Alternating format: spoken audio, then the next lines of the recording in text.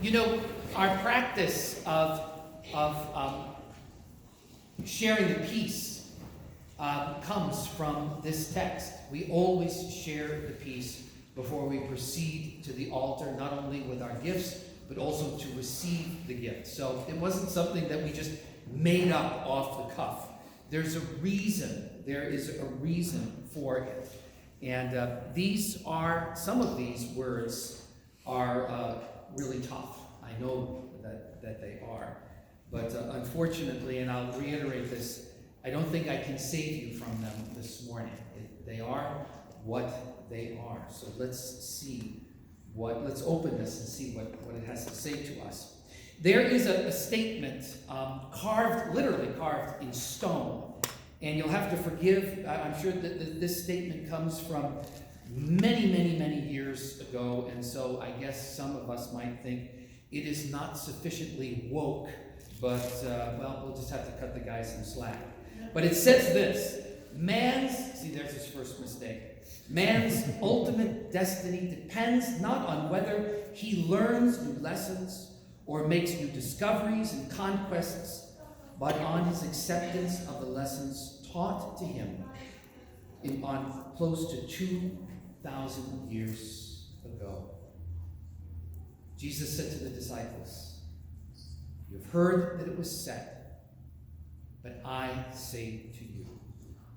And this morning, maybe the first inclination is to think, Jesus, maybe you could just chill out a little bit. Maybe a little bit. It's early in the morning, right? It's February. It's Michigan, which isn't all that bad.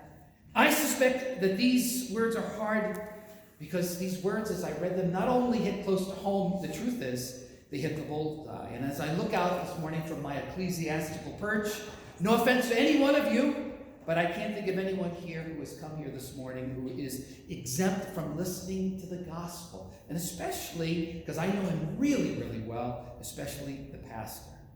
And what compounds the difficulty this morning is that for a long time, people like me stand up here and dispense cheap grace, and people like you come and feed on it. We preach, oftentimes, as Dietrich Bonhoeffer said, the justification of the sinner and the sin. And so the inclination is to say, don't worry, Jesus is cool, it's no big deal. Besides, we're not religious, we're spiritual. I hear that all the time. I have no idea what that means, save I think what it really means is people say, I'm just making it up as I go along. And by the way, the law is totally irrelevant, old school, yesterday's news. We live by grace, which is often interpreted, the truth, I think, is one big divine, whatever. Last week, my reading, I was tripped up by a statement that is so heavy with truth that I actually wrote it down. Oftentimes I'll come across things and I'll go, that's really, really good. I should write it down, and I didn't. But this one was so good that I did, and it's so appropriate here. Fred Craddock left us maybe about a year and a half ago, but he was a heavyweight New Testament academic who at heart was just a small-town country preacher. And I like small-town country preachers. Some of the best in the world are small-town country preachers. Many of the best preachers in the world are not on television. Sorry to tell you this. Anyone, he says, who appeals to faith and freedom in Christ, to do less, to be less, to give less, to serve less, and to love less, doesn't get Jesus at all. You have heard that it was said, but I say to you. Leo Biscaglia, I don't know if some of you recognize that name, many years ago.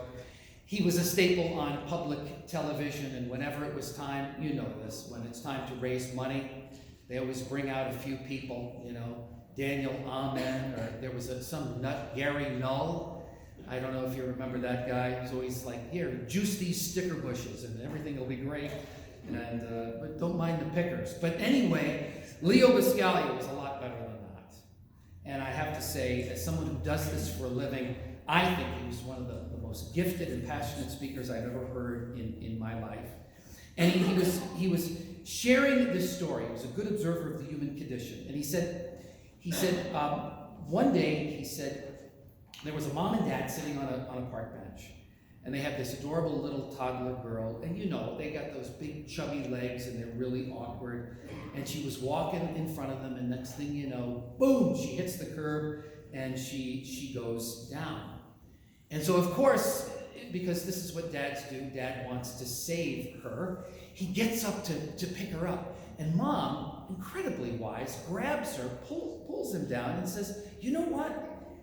She needs to figure this out on her own.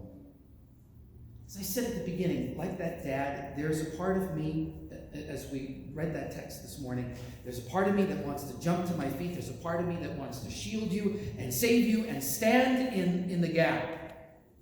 To say ever so respectfully to the Savior of the world, could you tone it down a little bit? You might actually offend people. Which is to say that sometimes wisdom dictates that you have to leave it alone. You don't, sometimes you don't intervene. Sometimes you keep your mouth closed.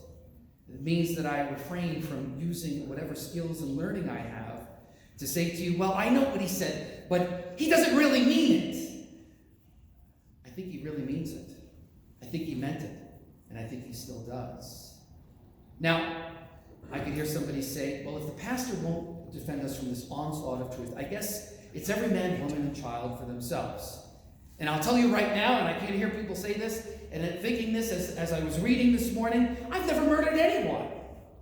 I've never physically assaulted anyone. I've never so much as laid a finger on anyone. And that might very well be true. But what Jesus says, what about in here? Anger that you have kept safe like a flame in the wind for years and years and years. When I first came to St. Mark, there was a woman that I used to visit, and she had a daughter, and realized this was over 30 years ago. 30 years ago, okay? And there was her daughter, and I would talk with her, and somebody at St. Mark said something to her 20 years before. You realize now, we're talking a half century. And she said, because of that, I will not go to church. As far as I know, this poor woman is still sitting there and sulking. Anger takes a lot of energy. I know. I'm just like you. No better, no different. And there are certain things that you have to, in a sense, protect and continue to feed and to feed and to feed. You know what I'm saying is the truth. All of you know this, especially the pastor. But the fact of the matter is that sooner or later, whatever you bury alive. And it starts to stink after a while. And inevitably, I guarantee you this, at some point it spills over into words and deeds that hurt. Now, I can tell you this morning, I can speak only for myself. But in having been with the same person, the same woman, married for 32 years, and dating, so I've been with the same person for 35 years of my life. That's not bad. Not bad at all. And in all those 35 years, I have never once, ever committed adultery. I have never said anything that could even be wildly misconstrued as a come on. Somebody might say, well, good for you. But I heard a minister one time say this to her congregation.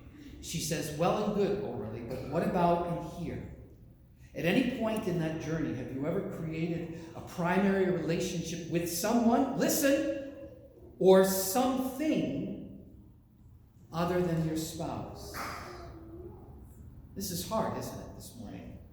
This is hard to hear, and even more so to preach, believe me. And I don't want to backtrack and contradict myself, but I just can't help but think that this morning those words about forgiveness, and I know those words about divorce, every time we come to this, touch a raw and exposed nerve.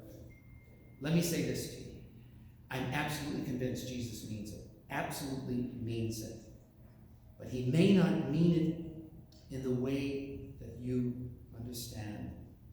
Forgiveness reminds us that our faith in Jesus touches all of our relationships. And without question, God's deepest desire is that every man and woman who leaves this altar and goes down this aisle and out that door, God's deepest desire is that journey lasts a lifetime. But as you well know, that doesn't always happen.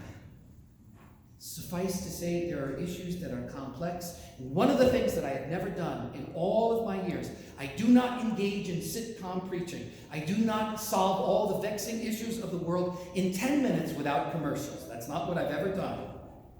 But sometimes certain issues, we sit down with a good book and we pray and we wrestle and we seek God's guidance in the light of God's word. You've heard that it was said, but I say to you, 3 things. The first is the truth captured in those words that I read to you from the very beginning.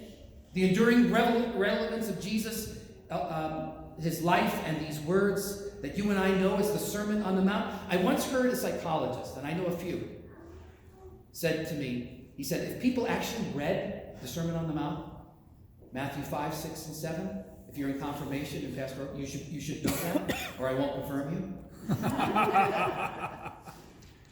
Right, Simon? But anyway, he said this to me. He said, if people actually read it and actually took it to heart, I might go out of business. The second is this. In these statements, Jesus consistently connects the dots between my external behavior, the things I do and the things I say, with an interior state. Between what you do and what has taken up residence in your heart. Following Jesus is not about carrying a checklist of all the things to avoid, but it is about, in every moment of life, yielding my life, all of my life, to the Spirit, which then shapes, by the manner of the law of love, shapes my heart. It is about a life that is not less, it is about a life that is more. And finally this, the reformers. And this is near and dear my heart, and Karen can echo this because Cheristy's taking a course on Martin Luther, which is good, I think. But people like Martin Luther, people like John Calvin. Have you ever heard of John Calvin? That's where Presbyterians come from. They understood that the law of God has the power to humble us and ultimately to drive us into the arms of a merciful God. That left to myself, I have no illusions that I could never live this way. I have no illusions about that. But with God, all things are possible. And God's love, defined by a cross, never fails. And it never, ever goes away. Amen.